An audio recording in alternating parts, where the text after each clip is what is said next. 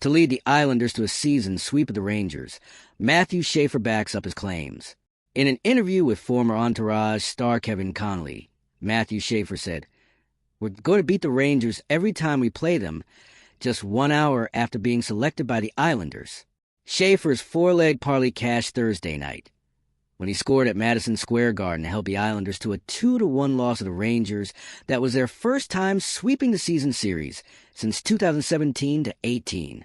I know there's that big rivalry coming to play for the Islanders, getting drafted to this team. Schaefer remarked after the game in a crowded visitors' locker room, "From now on, every game is a playoff game, particularly when it's against the Rangers. It's a significant victory for us. We want to beat them every time, and we want to keep doing that because I know it makes us happy. I know it makes our fans happy, and we get 2 points out of it." I previously stated, the Islanders have swept the season series 3 times in the rivalry's history, including in 2015-16. This is the first time they have defeated the Rangers in 4 straight games without falling behind, as well as the first time they have won every game in regulation. After the Rangers defeated the Islanders by a combined score of 23-5 a year ago, which culminated in a 9-2 humiliation at UBS Arena that was the Isles' lowest point.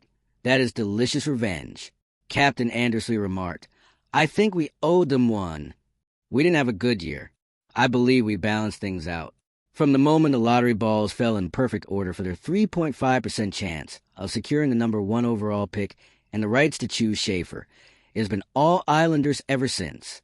Had they beaten the Rangers just once last season, the 2 teams' lottery odds would have been changed, and he might have been skating for the other side Thursday. Rather, Schaefer was ruining their lives, and in the most recent humiliation, in what has been a complete parade of them for the Rangers, Carson Soucy was as well, before being moved to the island this week. Soucy scored 4 goals in 62 games over the course of 2 seasons with the Blue Shirts, but he was not recognized on the scoreboard when he returned to the Garden. In his second game as an Islander, he exacted revenge by lighting the lamp, opening the score at 17-18 in the second period with a shot from the left point that went through Jonathan Quick's pads. That seemed to give the Islanders a little shock on a night when it was obvious that both teams had played the day before. 2 minutes later, Schaefer scored as the 18-year-old blasted in a shot that went through Simon Holmstrom's screen and beat Quick's short side.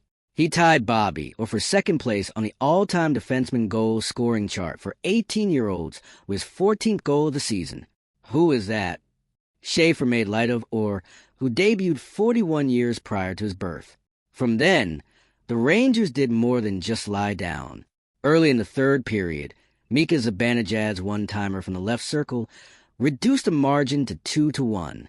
The game, which had been a dull affair, crept its way into life from then, and the Rangers were suddenly closing down on Ilya Sorokin.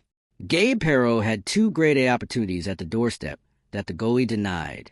After drawing iron in the first few minutes of the game and losing to Sorokin on a second-period slot one-timer, J.T. Miller stated, "It's frustrating for sure. It's difficult to think of solutions other than putting the puck in the net more frequently at some point. The Islanders simply have more to play for than their rivals at the moment. They stayed up with the Penguins to be tied for second place in the Metro in terms of points, but falling short in percentage. The most exciting thing happening for the last-place Rangers is up in Chris Drury's box, as the team president and general manager tries to craft a landing site for Artemi Panarin. That seems to make all the difference on evenings like this one." Coach Patrick Roy stated, "It wasn't our best game of the season, but that's what good teams do. They figure out how to prevail